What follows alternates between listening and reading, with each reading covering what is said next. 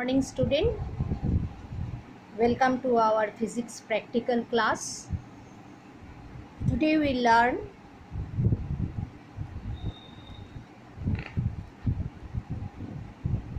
about the screw gauge.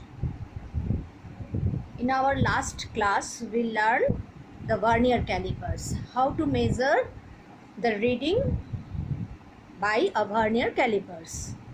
To measure the diameter of a wire, to measure the thickness of a paper, to measure the diameter of our hair, we use this instrument. This instrument we used for that purpose. Here the questions may come that one. Sometimes we use vernier caliper, sometimes we use scale, sometimes we use screw gauge. Why? Because in ordinary scale, 0.1 millimeter we cannot measure. 0.01 up to centimeter we measure by the vernier calipers. By this instrument screw gauge, we measure up to 3 decimal place in centimeter. That means 001 centimeter. We measure up to 001 centimeter by this instrument. So for the thickness of a paper or the diameter of a wire, diameter of hair, we can measure very minutely by this instrument. This is the uses of the vernier calipers. Screw gauge. Now I am giving the descriptions of the instrument. A screw gauge is like a U-shaped instrument. You see that once it is like a U-shaped instrument. There are two stud. One is a fixed stud, another is a movable stud. The movable stud are moving in a cylinder. Within a cylinder it is moved. This is the fixed stud. We say this is A.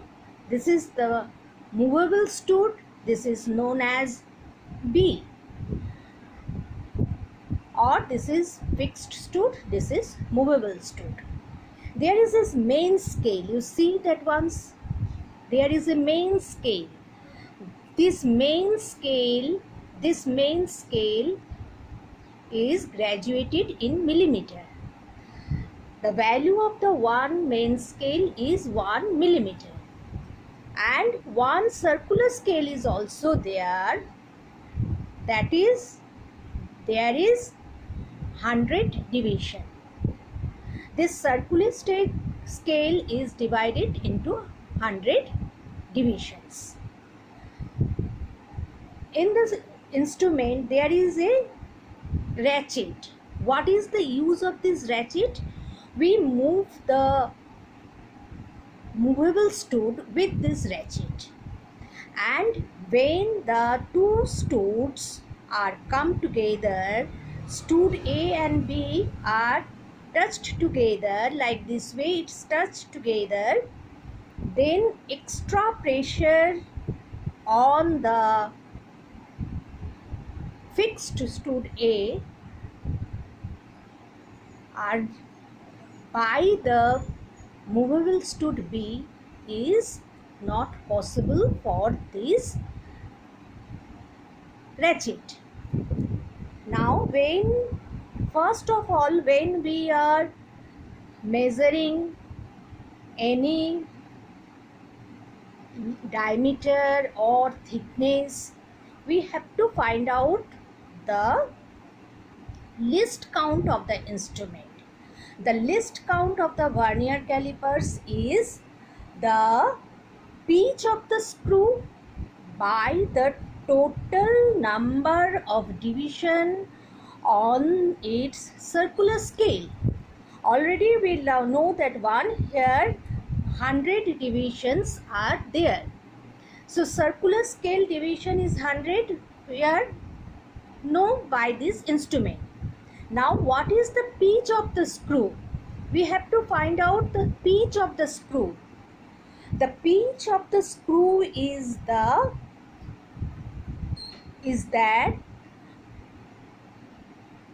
one full rotation of the circular scale. How much the linear scales is be there, that is the pitch of the screw.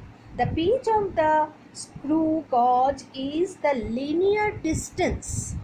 The linear distance moved by the screw on the main scale by the one full rotation of the circular scale. That is the pitch of the screw.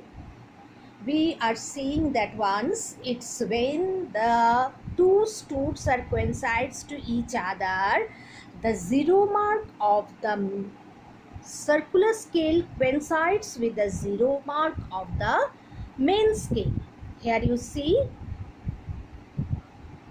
I am showing you the zero mark of the main scale is coincides with the zero mark of the circular scale. So this instrument is free from zero error. There are two types of zero error. One is positive zero error, one is negative zero error. Which one is positive zero error? When the zero mark of the circular scale is below the zero mark of the main scale. Below the zero mark, this is the zero mark of the main scale. The below of the zero mark of the main scale, the zero of the circular scale, if it is there, then we say the instruments have the positive zero error. But when the zero mark of the circular scale is the above of the linear scale zero mark, then we say it is, or the above of the linear scale, we say the instruments have the negative zero error. To correct this positive or negative zero error, if the instrument have, then the correct reading, we observed reading,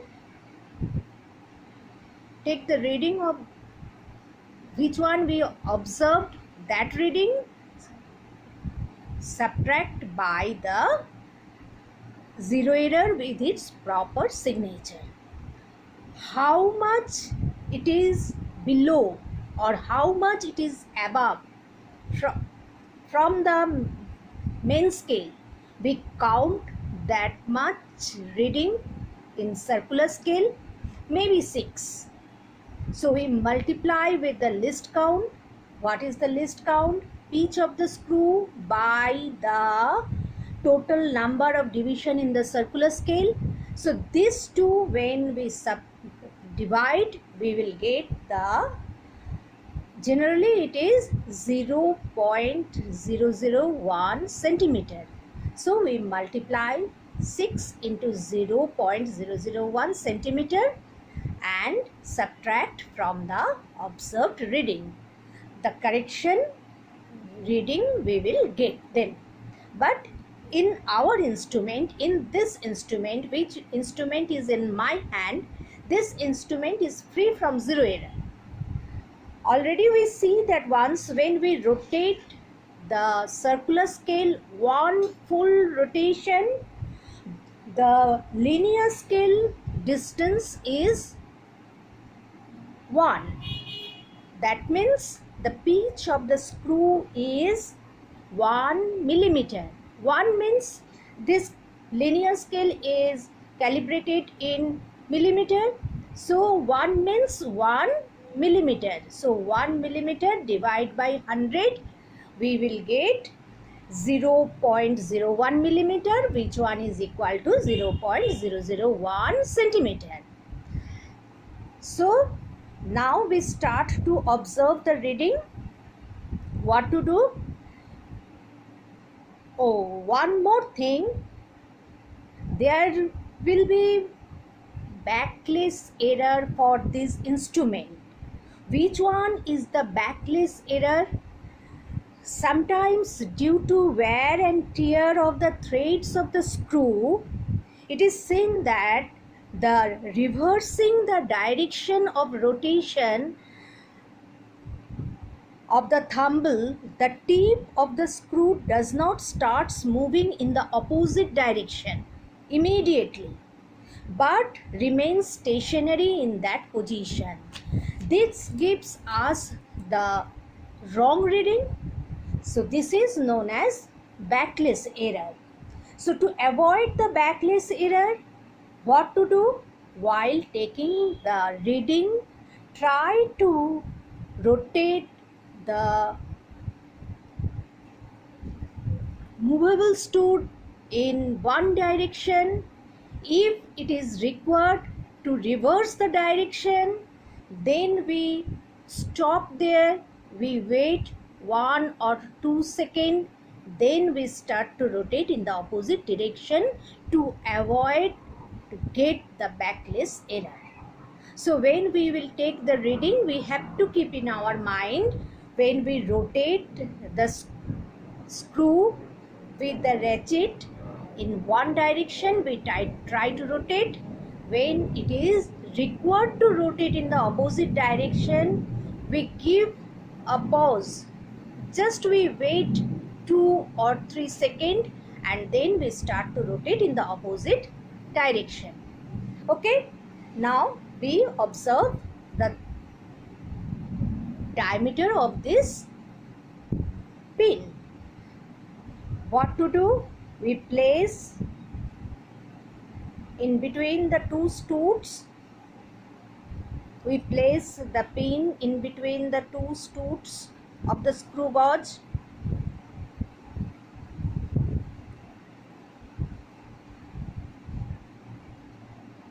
See that once.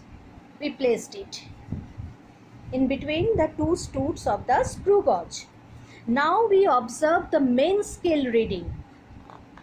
The main scale reading.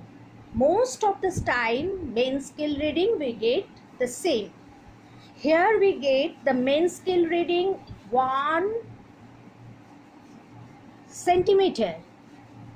1 centimeter. See that one. It is only 1 centimeter.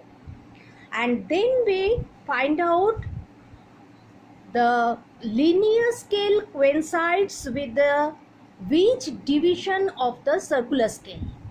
The linear scale coincides which division of the circular scale. We see the circular scale division coincides with the linear scale is 6. So we multiply 6 into the least count of the instrument, which one is 0.001 centimeter.